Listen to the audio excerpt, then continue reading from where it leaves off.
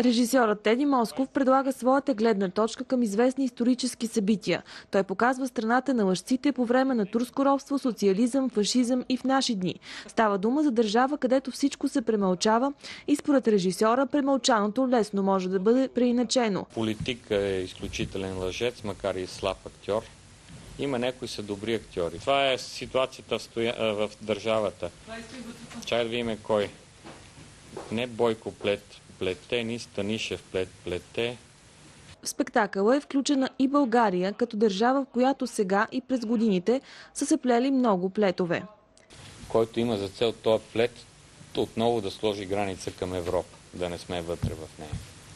Тази игрица се играе от плетачите на плетове, дано не успеят, защото аз предпочитам да бъда в Европа. Единствените потерпевши от промените, които настъпват в държавата, остават хората. Затова в спектакъла се показва съдбата на обикновения човек. И за него реалността е една и съща, независимо дали е в страната на лъжата или е в страната на истината, дали са дошли едните, дали са дошли другите, дали третите. На човечеца така кръгозора му стига до простите му неща, които все не му се получават, примерно да върже двата края.